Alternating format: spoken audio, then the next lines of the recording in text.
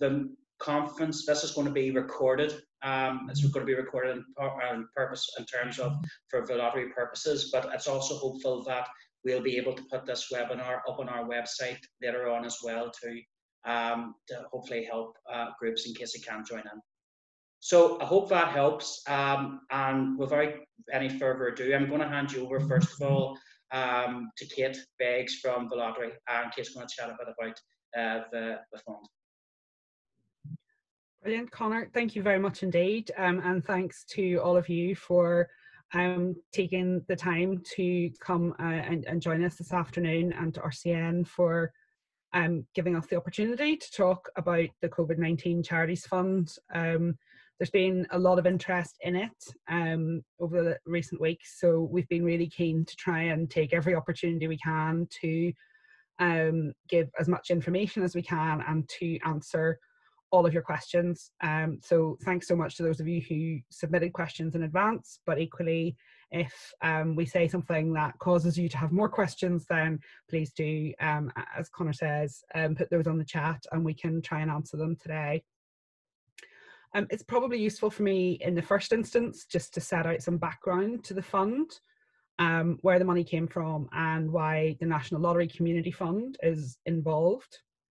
And then I'll talk a bit about the overall aim of the fund and the eligibility and criteria before I hand over to Jenny, who will give you just a bit more detail about some things to consider about the application process.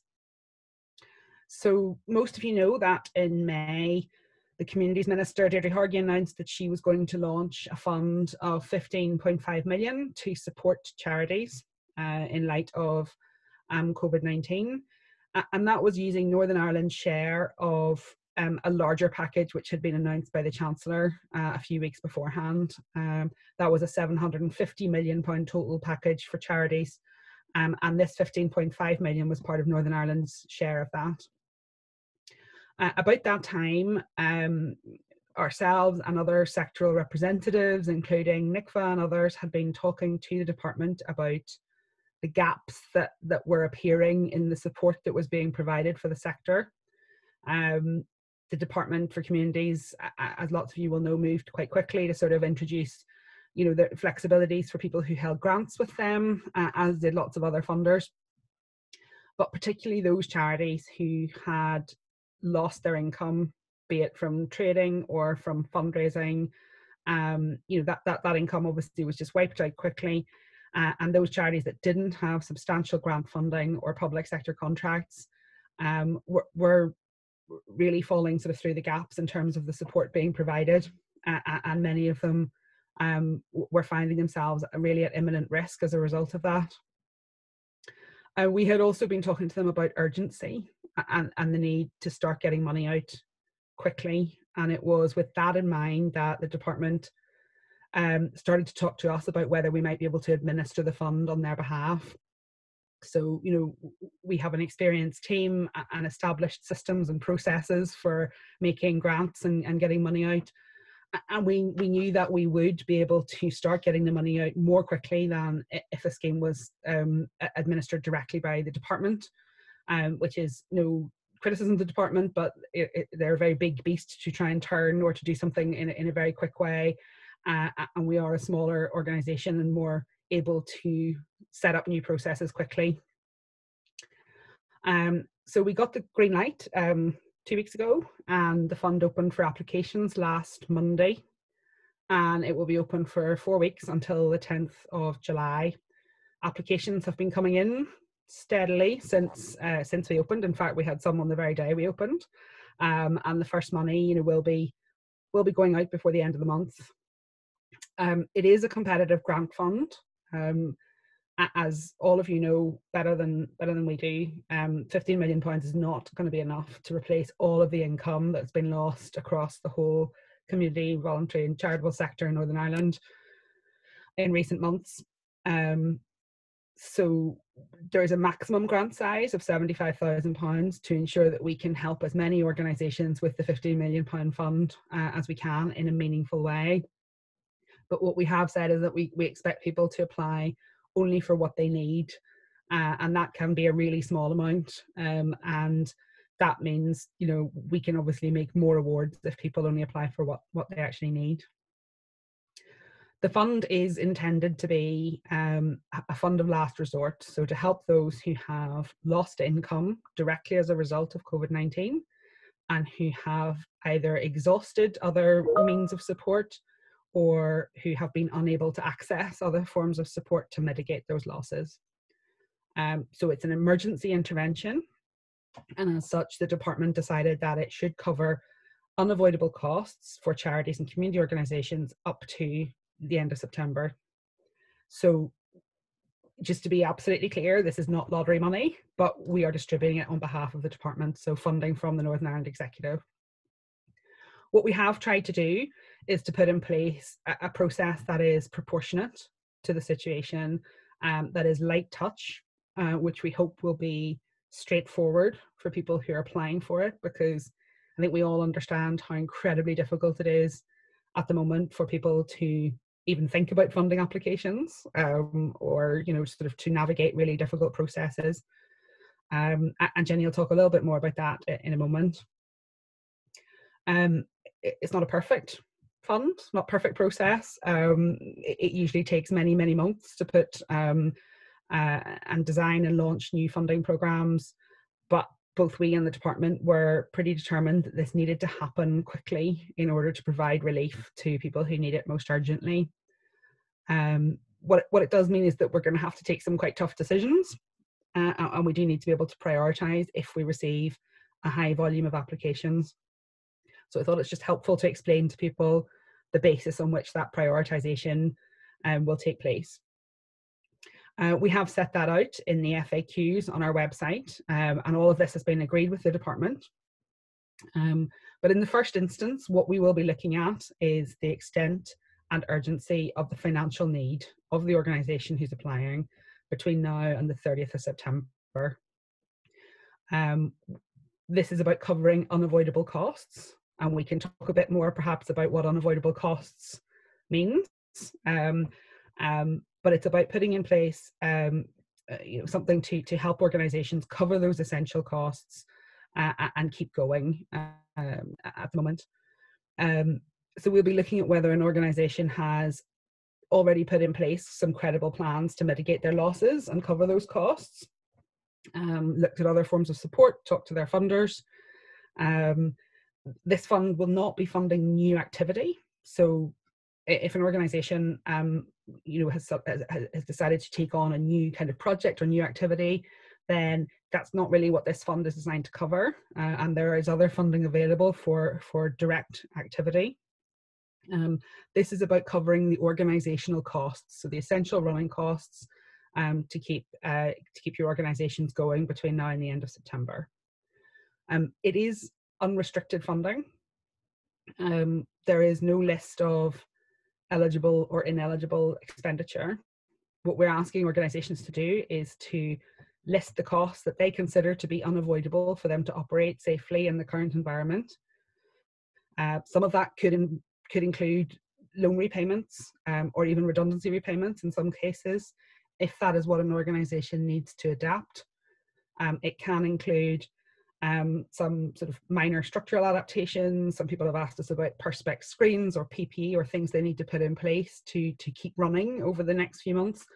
And obviously, you know, those are unavoidable costs and can be listed. So once we've looked at the sort of urgency of the financial need and whether an organisation has already put in place credible plans, if there is high demand and we can't fund everything, we will then be looking at the extent to which a community relies on an organisation to deliver services. And that is very carefully worded. It's not about saying we're just looking at the type of organisation or the activity that it does, but about the extent to which the community relies on it. And that's about, you know, support for community and individual well-being. Because the overall aim is to make sure that there is a diverse and balanced charitable sector in Northern Ireland once this crisis has passed. So we will also be looking at, you know, applications and awards really carefully on an ongoing basis to make sure that there is equitable distribution We will be making rolling decisions, and part of that is about getting the money out quickly. So on the one hand, if it's a competitive fund, in some circumstances, and I think if the department were doing it, probably what they would do would be to have it open for a certain period of time, gather all the applications in, assess them all, rank them all, and sort of get their cut off. But then money doesn't actually start going out to organisations until that whole process has been completed, and that would be months.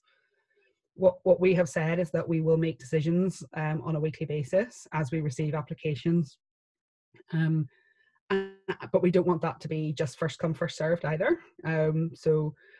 We have put an application deadline on it. We don't normally have deadlines on our own lottery programs, but for this one, we kind of needed to understand demand. So there is a deadline at the 10th of July. But we wanted to start getting money out quickly. So, we put in place a process whereby we will look at applications and assess them as they come in. If we can fund, and we believe those organisations are a priority and are meeting those criteria, they'll be funded quickly. For some, if we feel that they are perhaps not have the financial need, but or not necessarily meeting the priority criteria, rather than turning them down, what we'll do is sort of defer those and look at them again once the deadline is passed and we understand what the demand is, and be able to sort of defer those and look at them so that everybody gets a fair look, and we know we can actually fund what we can fund. We know that we have the full extent of what we can fund from all the money once everything's been received. In terms of eligibility, and again, we can talk about this a little bit more, but those who hold grants with other funders are eligible to apply, including the lottery. But we do encourage people to have spoken to their other funders first to find out if they can offer additional flexibility or funding. So at the lottery, for example, we have offered some flexibility to our own grant holders, allowing them to use the project money they had for organisational costs. And we've also offered some additional uplifts to our larger grant holders to help them overcome financial issues. So it's always worth talking to funders first to find out if there are other options. But having grant funding doesn't exclude people from applying. The department has, however, set some exclusions in terms of direct forms of support that have already been received from the Northern Ireland Executive, and that's direct COVID-19 financial support. And those are listed on our website, but include things like the microbusiness scheme and the Leisure and Tourism Grant Fund.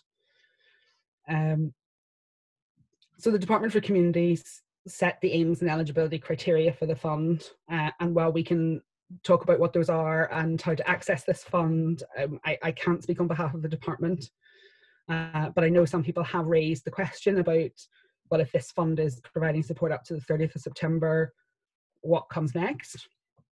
And I know that the department are thinking about that, but they made a very conscious decision that this was about immediate support, and that's what we're administering.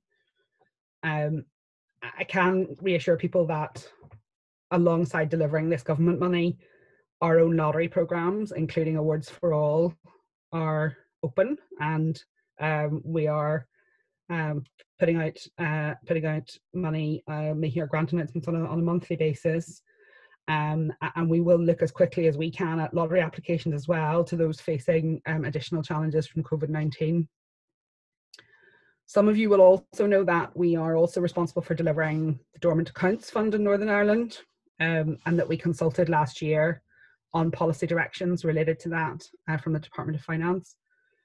And that was all about capacity and resilience and sustainability in the third sector. Now, obviously, since we consulted last autumn, the pandemic has, exacerbated just 100-fold the fragility that we heard about in the sector even back then. And the Finance Minister was clear that it was for the government to step in and provide emergency financial support, as they have now done through this COVID-19 Charities Fund. and that the Dormant Accounts Fund should then be available after that to support adaptation and longer term resilience in the sector. So we will therefore be working to open the Dormant Accounts Fund later in the year. But you know, I don't want to distract from the fact that we're actually here to talk about the Charities Fund directly. Just one other point I thought was worth mentioning before I hand over to Jenny is that I know when I was talking to Kate about this, you know, she was talking to me about small organisations and some people perhaps feeling like it might not be worth their while if they're a very small organisation to apply to this fund. And I suppose that would send me back to what I said about the department being really clear about the overall aim of this, that there should be a diverse and balanced sector at the end of it. It is absolutely worth an organisation's while to apply for a small amount of money to this fund. In fact, we quite like it. It means we can give out more and more awards, the smaller the amount of money, if people are coming for what they need. We had our first decision meeting this week and we made awards from the maximum amount. In fact, I think we only made one of the maximum amount of 75,000, and there was everything in between down to, I think the smallest was just over £2,000. But that money was really what was needed to keep an organisation going and fill that financial gap over the next few months. So it was really good to see that kind of diversity and being able to support lots of different organisations within that. I think I'm going to stop there because we can come back to some of the other questions afterwards, but maybe let Jenny say a little bit more about things to consider in the application process.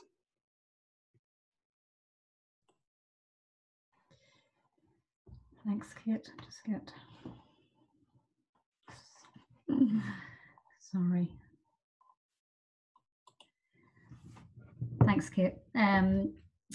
So yeah, my name is Jenny Fitzgerald and I'm a funding manager at the National Area Community Fund, and I was involved in the development of the Charities Fund, and I'll be managing the assessment process over the next few months. The application process is clearly set out on our website, and there are also some frequently asked questions there which should answer most queries about how the fund will operate, and that's also where you'll find the application form. We're going to be responding to questions that you've sent in to Connor for today's session later on, but I just wanted to highlight a few top tips, I suppose, for applying to the fund so that you're well prepared when you complete the form. First of all, obviously, check that you're eligible for the funding. That's clearly set out on our website and the department's website. Charities who apply must meet all of the eligibility criteria. We're going to go through the sort of the charity criteria later on as response to one of the questions. So I won't cover that now, but if you're at all unsure about your charity's eligibility, please contact the Department for Communities, and you can find their inquiry address on our website, and they'll get back to you straight away as to your eligibility for the fund. Secondly, work out how much you think your income and your expenditure will have changed as a result of COVID-19 for the period 1st of April to the 30th of September.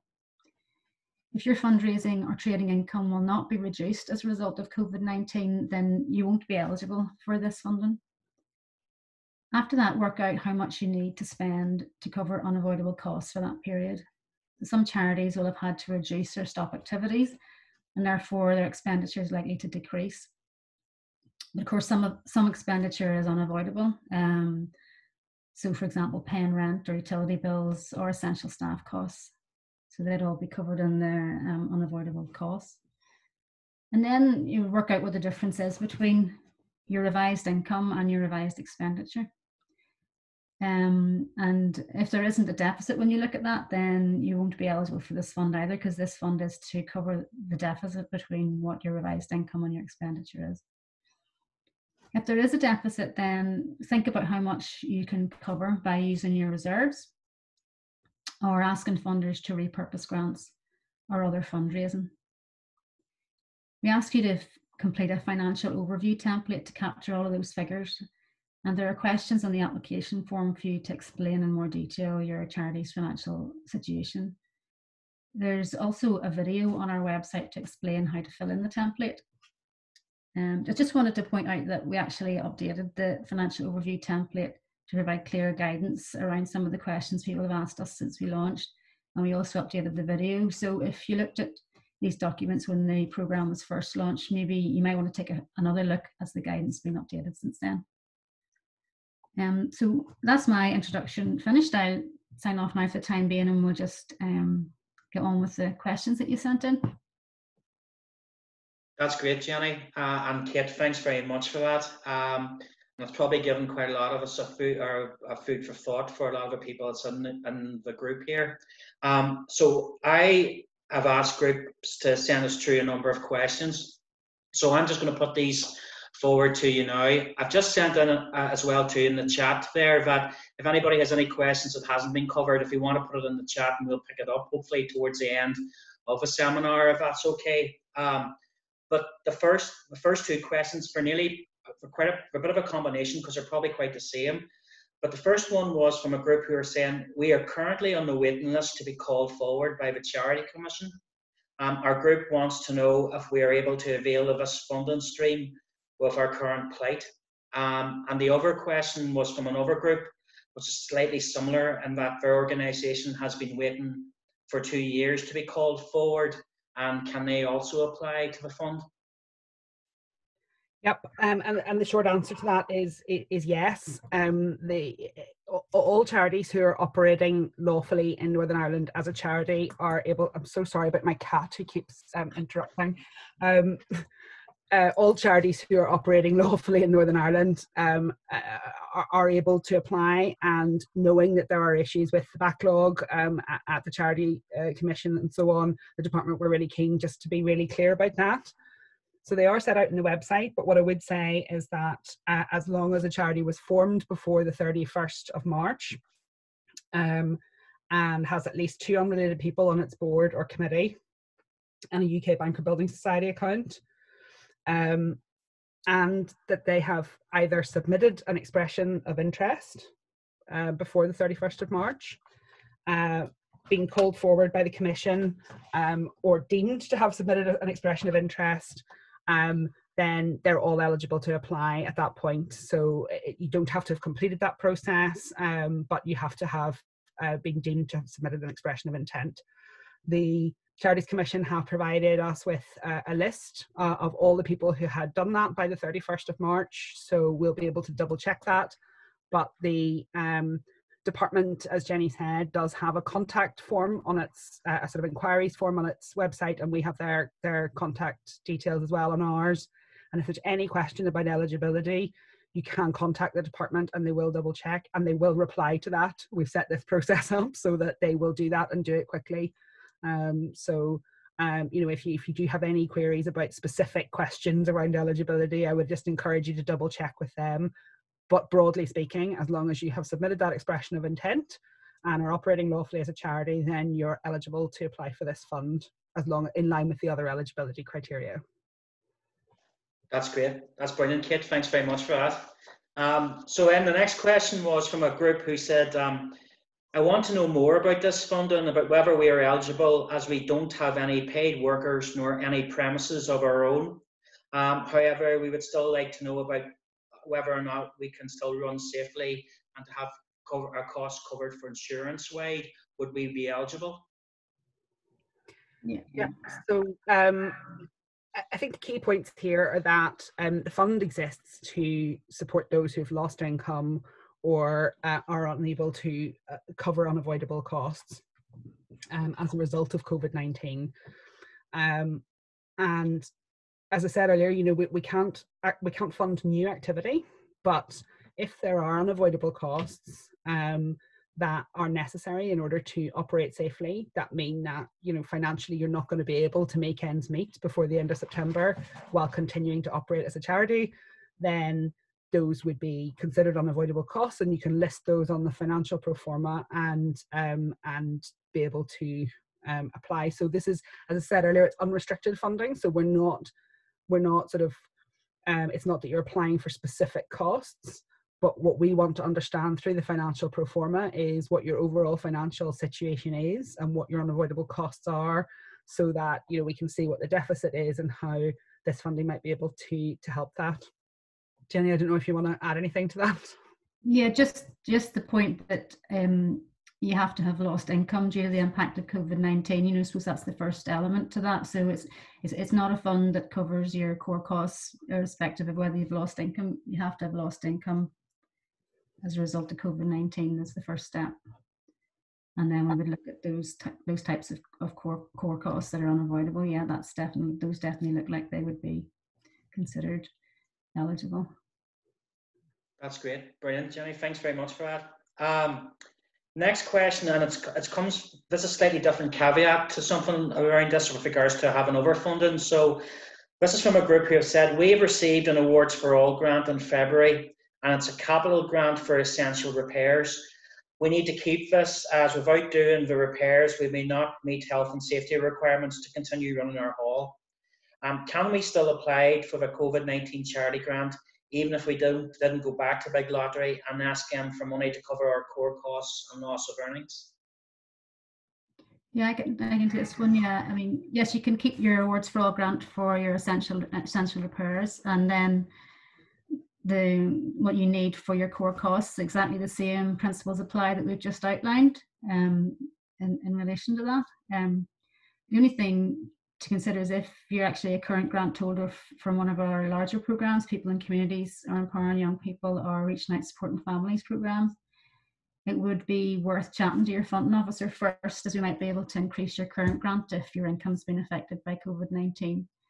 But that's not the case for Awards for All. So with Awards for All, yeah, you just keep that grant for the future for whenever you are able to use it, and you can apply to this fund if you're eligible for the core costs.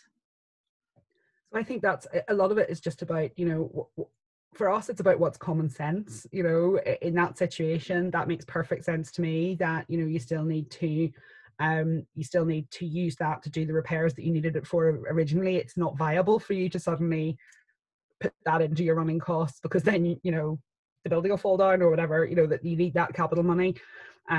So, you know, that all makes sense. And I think as long as people can sort of set that out in their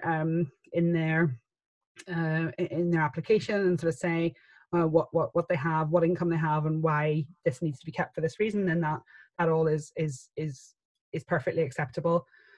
What we did do in terms of Awards for All is that we have lifted, it used to be that you could only have one Awards for All grant with us, and we have said that in the current circumstances that we would sort of change that to allow people to apply for another Awards for All grant with us, but that would be for project costs. So again, that would be for sort of actual activity, as opposed to this, which is about your actual organizational running costs.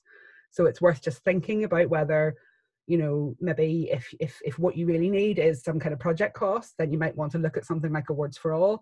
But if it's about your unavoidable financial costs to keep yourselves going, then absolutely the COVID-19 Charities Fund is the place to be looking. And we won't apply any sort of blanket exclusion around somebody who holds an Awards for All grant with us, for example. So yeah, that's great. Sorry, Conor, just to clarify, the second Awards for All grant, if you were thinking about it, is if you need the funding for a COVID-19 specific support kind of project. You know, it's not for a general project, but if you're responding to your community's need as a result of COVID-19, then you can apply for a second Awards for All grant. That's brilliant. That's great, Jenny. Thanks for that. And thanks again, Kate. Next question is, so I am interested in support for our organisation with overheads and running costs that we would have normally covered via activities in our rental income, but we have not been receiving in the past 4 months and may not have for some more months. Again, is it possible for us to apply? Yeah, it's the same principles applying to the answers to the other questions, really. That's the aim of the fund. If you're an eligible charity and your income has been affected and you have those essential costs that you can't avoid, then you're eligible for the funding. That's great. The last question, I'm gonna actually combine it with one of the questions that's actually asked in the chat here, if that's okay, because it both refers to play groups. So what I'll do is I'll maybe combine both of them, if that's okay. So the last question that was submitted was about confirming an eligibility point for the fund. Our Communities Association and Childcare Centre are both registered charities, have been unable to access any of the business support funding to date, which is basically the 10k grants. The childcare centre is applying retrospectively for support for their fixed costs and abnormal operating costs as they try to resume under the COVID-19 regulations, which prevents them from even covering costs due to the strict regime. They believe that the funding that they have is via the local trust, but it does not extend beyond the 30th of June. Does this exclude them from applying for this funding? And if they were to able to secure the trust funding of up to the 30th of June, can they claim under the COVID-19 Charities Fund for a period of July to September? I can answer this one. So the only funds that exclude people in terms of eligibility are those ones that are listed on our website. So that's like the micro business ones and the tourism one that are specifically for COVID-19. Any other fund, it doesn't exclude you in terms of eligibility. So okay. Then we would just look at what the income was that was coming from those funders, and then what the shortfall was. And whether yeah. Sorry, no, that makes straightforward enough sense, Jenny. Yeah. In terms of that, I'm going to sort of apply this to somebody else who's just posted in the group chat as well too, and they are a play group and a registered charity. Does this grant fund running costs such as electricity, PPE, heat, etc., as we've had loss of income due to be unable to do any fundraising? I mean, I think for me, that's almost entirely what this fund is aimed at. You know, that's an organisation that has lost income as a result of this, has unavoidable costs, exactly those things that you just mentioned, and needs to cover those costs up to the 30th of September. And that would fall firmly, squarely right in the middle of, I think, what this fund is aimed at. So yeah, absolutely. That's great, Kate. One of the other groups have just put in a question. My community association is a registered charity. We receive rental income from 2 small businesses housed in our community building. We have had no rent for 3 to 4 months now. And again, Kate, it's very similar to the last question. Can we apply as other income we have as grant related for activities and projects? I'm assuming what they mean there is that the grant might be restricted specifically for that project activity. Yeah, so exactly the same. I suppose the caveat I would just put on it is that, you know, this is aimed at those who don't have any other way of covering their essential costs up to the 30th of September. So all of those things would be considered to be eligible costs. They've lost income, so they're eligible organisations. And we would be looking to see how urgent that financial need was, and had they put in place some credible plans, had they scaled back services where they could, had they looked at other things. Some people may have accessed things like the job retention scheme and furloughing and so on. That's all part of putting in place credible plans to manage this horrendous situation. And if we're then looking at saying, look, we still just can't make ends meet until the 30th of September, then that's what this fund is aimed at doing. It's aimed at filling that gap and covering those essential costs. That's great, thank you. Another question that's just come in here. Somebody would just want clarification that all internal reserves have to be used by the organisation before applying to the fund. I know this came up in one of the other seminars as well too, but as I say, if you just want to maybe take that one. Yeah, absolutely. I think this is quite an important point, because I think it sort of speaks to good governance and sustainability in the long term. So having reserves does not exclude an organisation from applying to this fund, and we don't expect an organisation to have completely exhausted their reserves before applying. There is a section on the pro forma that allows you to explain what reserves you have and in what cases they maybe are designated or restricted, and why. What we do expect is that a charity will have spent down to the limit of the reserves that's sort of stated in their reserves policy, or what they had at the end of March, let's say. So we can't build up an organisation's reserves. But if, say, your reserves policy talks about having 3 months reserves on an ongoing basis to cover your essential, liabilities, then as long as you had spent down to that 3 month limit, I think we would certainly be willing to consider that within the overall financial picture, and we wouldn't be expecting you to spend below that, you know, to sort of exhaust those 3 months, because that would just leave people really on the financial edge, and I don't think that would be supporting, you know, any kind of long-term good governance. So if what we want to do is support people actually at the point before they hit that cliff edge of reserves. I hope that's clear enough. Oh, that's great. Thank you. Thank you. Thanks again for that, Kate.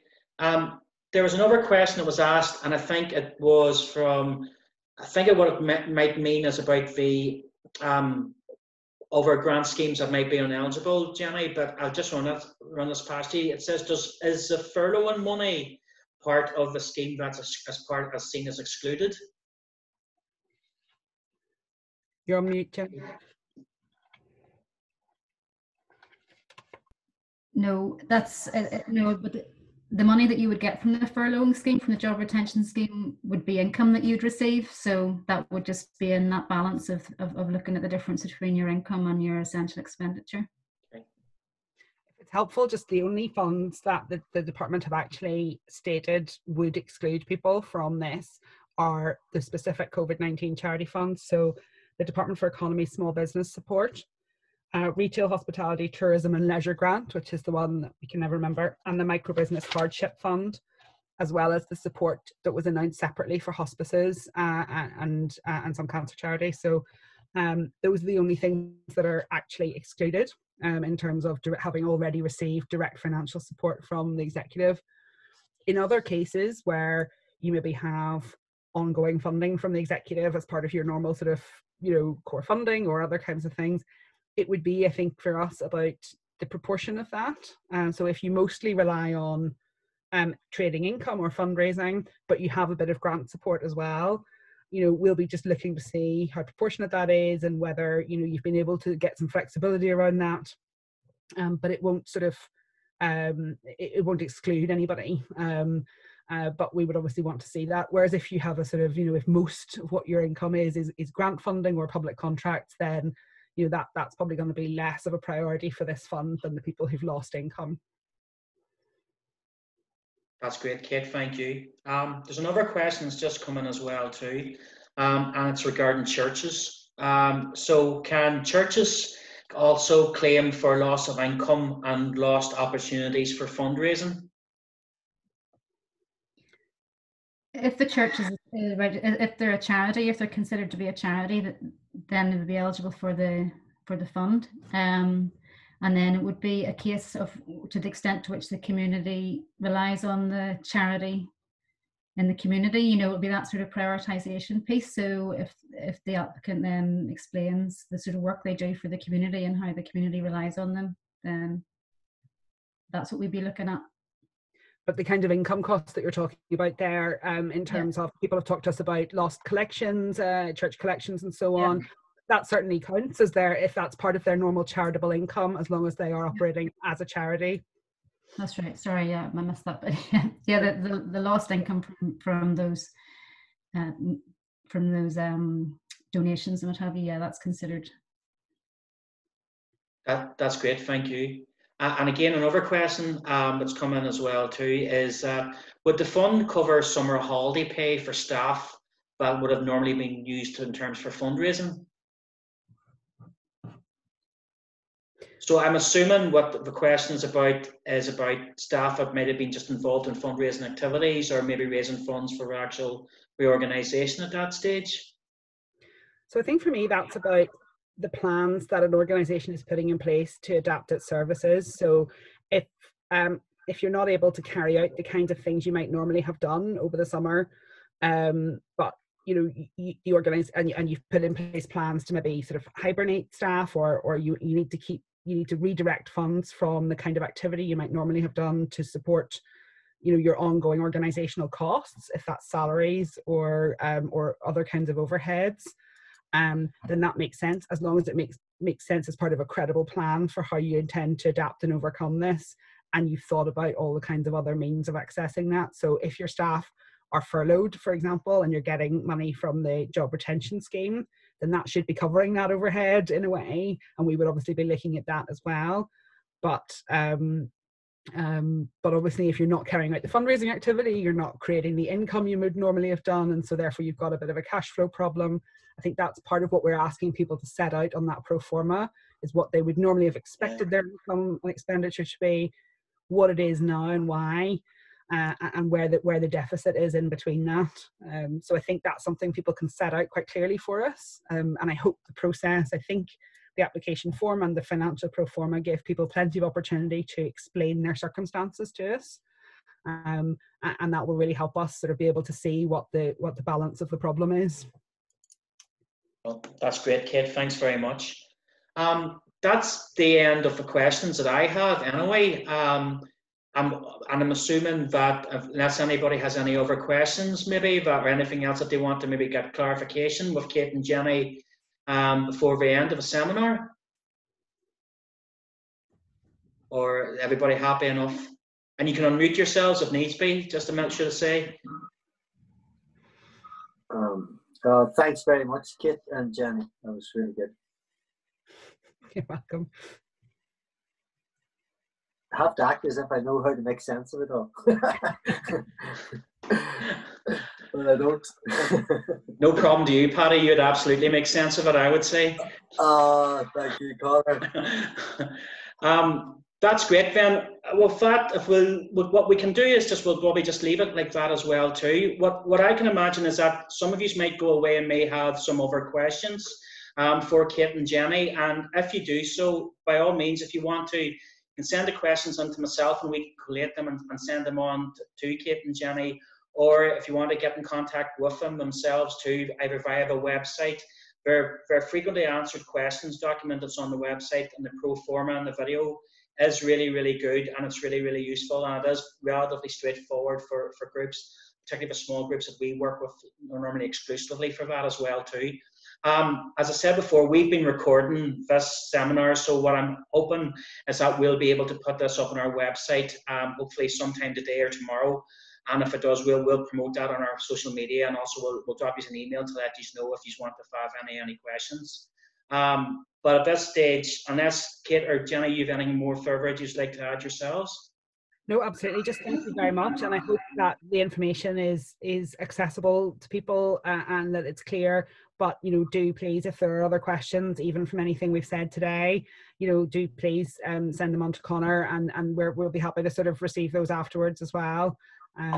Yeah, so please feel free to do that.